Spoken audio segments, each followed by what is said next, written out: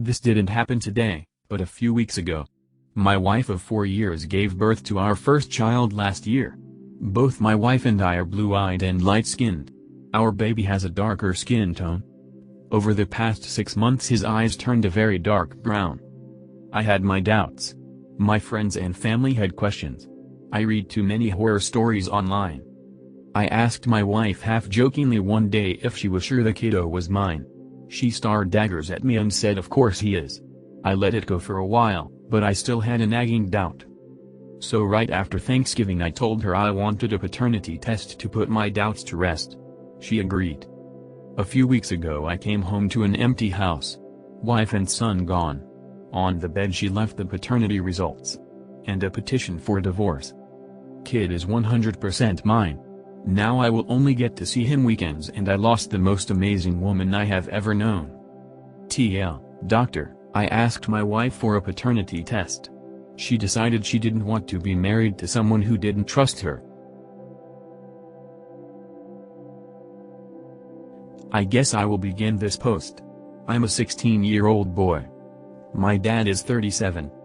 My dad never graduated high school. He lived in a bad neighborhood and got in with a bad crowd. He would then spend a few years in prison. At 21, my dad had me with my mom. My dad told me my mom abandoned me. When I tried reaching out to her, he advised me not to. She blocked me on Facebook. At 21, my dad had inherited his parents' trailer and a bit of their land, so we had a place to stay. Our trailer isn't a lot, but it's our home. My dad, due to his criminal record, has to work for a construction company. He's tried to climb up the ladder in the past years, but his criminal record and lack of education stopped him from doing so. I begged him to allow me to get a job, but he got angry at me saying he wasn't gonna have his own child providing for him. My dad regrets his past, but he's always told me he can't change it. He's been the best dad in the world, and I appreciate him so much. He never got into another relationship to take care of me. A part of me feels guilty because he stopped his entire life for me. My dad doesn't make much money. We have a lot of bills and he has some debts, so he don't have much wiggle room. Last time I got brand new clothes was on my 15th birthday. My dad took me shopping at Walmart with his stimulus check. I got a bunch of clothes. However, I guess you could call me a late bloomer and I outgrew most of them. Mainly the shirts because my shoulders broadened out and it began hurting and stretching my clothes. I tried stealing some from the lost and found, but none fit me. When my dad got home, he made dinner, and while we were eating and watching TV I asked him if we could buy a new sweatshirt or two. He gets this really saddened look on his face. To sum up the conversation, he explained that we really didn't have the money, and how we needed food. And he'd start putting aside some for a few months from now. I got glum and disappointed and went to my room. I don't blame my father for any of our troubles, he's a great dad. I'm just frustrated at the situation. That's when I peeked my head out of my headroom. My father was crying. I wanted to approach him and give him a hug, but I've never been good with emotions that much. I've barely seen my father cry. I just went back to sleep. My father had been hell-bent on me staying in high school, and I'm a good student. I get mainly A's, and I intend to go to college. Tomorrow I'm gonna write my dad a note and leave it to him before I go to school. I'm still deciding what I'm gonna say cause I'm still crying a little, but here's the gist. Hey Dad, I just wanna thank you for everything you've done for me and all the sacrifices you made. I promise when I'm making a lot of money after college, we'll get out of this trailer, and move into a big house. You can have all the Xbox games you want and finally have the childhood that was taken from you. I understand that everything you've done was to give me the things you never had, and I'm eternally grateful. Thank you for everything. I love you Dad. Edit 1. I can't send messages due to the new account, but just know I was trying to send everyone a heart message and a thank you for the advice. The app says I'm not accepting DMSBC, a glitch. But for everyone who is giving advice I am reading. Edit 2. I will update, and I don't think I'm gonna post a Amazon wish list. It means a lot, everyone is asking. Sorry guys, trolls are downvoting everyone. TLDR, I asked my dad when we're financially struggling for some new clothes and seen him cry. No, I didn't have sex with her, but your reaction to that is why I have a problem. My wife 39F has a niece 19F who goes to college nearby. She comes by for dinner 1-2x a week and stays the night about half the time. It's usually a last-minute decision, she'll stay if she's tired or if she's had drinks. We have 2 guest bedrooms, one is at the other end of the house from ours. It has its own bath and is nicer. Guests, including the niece, usually stay in there. The second bedroom is next to ours and usually only gets used when the nicer one is already occupied. It also gets used by me frequently when my wife snores. Last night the niece comes by, we have dinner and wine. I go to bed early and they're still chatting. I wake up around 1 a.m. because the wife is snoring. Half asleep, I stumble into the guest room and fall asleep. I wake up about an hour ago and realize my niece is in the bed too. I guess she decided to stay, but why she used this room I don't know, she's never used it before. I quickly exited the room and am now drinking coffee and wondering how I'm going to deal with this. The bed's a king and has one of those isolating mattresses where you aren't supposed to feel movement from someone else. I also sleep pretty calmly, a habit I learned in the military. So she probably never knew I was there, but I feel I need to at least mention it to my wife. This is a place where the cover-up might be worse than the hit. Then again, that might lead to another tifu later. TL, doctor, I unknowingly got into the bed where my niece was sleeping and now I gotta tell my wife. Update, hey, sorry for the delay, the post got locked and I didn't know I could edit. I told my wife that morning when she got up and she was mortified at herself. She meant to tell me that niece was sleeping in there, but they both got drunk and forgot. She told me she hoped I forgave her, which is not where I thought this was going. I feel like absolute shit. I drove up to a homeless man on the corner and asked if he was hungry. He told me he wanted a quarter-pounder meal from McDonald's, so I said I'd be back in about 10 minutes. I went to McDonald's, ordered the meal, and my card declined. I had them run it multiple times and it wouldn't work. I know for a fact I have the funds, so I'm not sure what's going on. I even tried to ask for the meal for free and then return with payment later on because it was for a homeless man. They wouldn't do it. I went back to my car and called my bank. After waiting for 30 minutes, an automated machine told me to leave my name and number and I will receive a call back before the end of the day. It's been over 4 hours. Still no call. I tried to call them again. Same automated message. I've been feeling so guilty over this. I can't imagine how he must feel to have been promised a nice meal and have someone never show up. I know it's not my fault that my bank is absolute shit, but I feel like a bad person. I plan on trying to make it up to him if I see him in the future, but for now, I'm devastated and I'm sure he is as well. The worst part?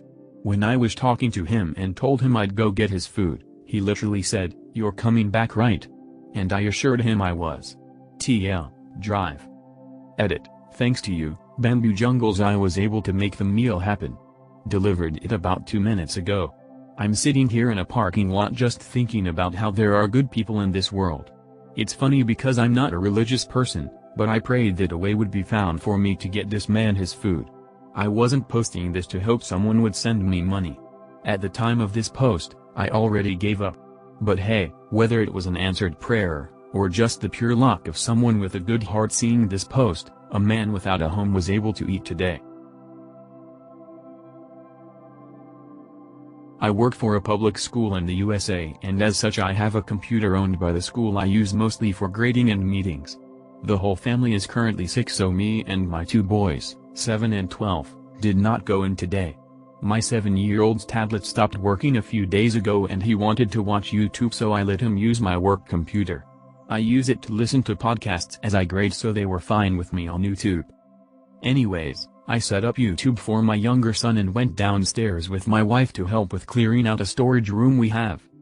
About an hour or so I come back up and see my younger son no longer has my laptop. I ask him where it is and he said my older son gave him $5 to use it. I go up to his room and the door is locked. I yell at him to open the door and hear scrambling before he opens the door a minute later with a guilty look on his face. I go in and ask what he was doing on my computer. He says some stuff about Roblox, obviously lying. I open the history and there are 20+ searches for porn, very bad stuff too. He looked up something along the lines of 12-year-old girl porn. I know it monitors these laptops, so I'm basically screwed. That happened this morning, and I just got an email from our saying I need to come to an in-person meeting as soon as I come in tomorrow. I'm absolutely screwed. I don't think blaming my son will affect the situation. I am not supposed to let anyone else use my laptop. I'm scared they will get police involved since some searches were basically for CP. I'm absolutely screwed to the max. I don't want people in this town to think I'm a pedo. It's a pretty small town, word would spread. TLDR, my 12-year-old son looked up CP on my school-issued laptop.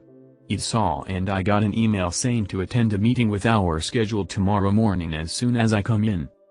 Update, I did not get fired. The first words the hour guy said when I walked in were if I let my son use my work laptop. I explained the situation, and surprisingly everyone in the room thought it was pretty funny. We went through all the searches and it's very obviously made by a kid. I don't think I'd look up girls with boobs or sex with penis and vagina, so no sites were actually accessed, only searched on Google. I just got a slap on the wrist basically, thank God. My son is grounded for 2 months from any electronics, and he has to write a 300-word apology to me and the school for misusing school equipment and looking up dirty stuff. I grew up in a very cold climate. Every summer, there was a pile of rocks for sale in the produce section at the grocery store. They were like $8 each. I always wondered what idiot was buying those stupid rocks. Years later, after moving to a much warmer climate, I found out those rocks were actually avocados. After learning about all the delicious things I could make with them, I decided to try my hand at making spinach avocado dip. I had finally become one of those rock purchasing idiots. There was only one problem. I had no idea how to infiltrate the rock. So I thought to myself, how does one break a rock? With a hammer, of course. A claw hammer? No way. Look at this thing. It's impenetrable. It's time to break out the giant ball-peen hammer from my diesel mechanic days. So I happily marched out to my garage, placed the rock on a baking sheet, and with the power of 1,000 suns, brought the hammer of Thor down upon it. The resulting mess was indescribable. I was not prepared for the shower of toothpaste-like goop that rained down upon every crevice my garage had to offer. My lawnmower, my toolboxes, my hair, even my car foolishly parked a mere 6 feet away. Nothing was spared. I stood frozen, shocked at the scene I'd created out of nothing but sheer stupidity, absolutely marinating in avocado and regret. It's been months and I still find the odd bit of rotting avocado, just waiting to remind me that I should have just Googled how to peel it. I never got to make the dip, and at this point I'd rather just leave it to the experts at my local restaurants. TLDR, smashed an avocado with a hammer because I am an absolute moron. Edit, just to clarify some things from the comments. 1. As funny as it is to picture a big dude doing this, I am in fact a small woman. 2. The avocado felt hard to the touch, so I didn't bother thoroughly squeezing it because I didn't know I was supposed to. 3. Today I learned there is a far less slippery way to infiltrate an avocado, and that is to cut it, rather than peel it. 4. The pit did not survive. It died along with my dignity. 5. Here's the hammer, which I have now labeled appropriately. I hope this is allowed, but if it's not, please let me know and I can remove it. Imgur.com web link.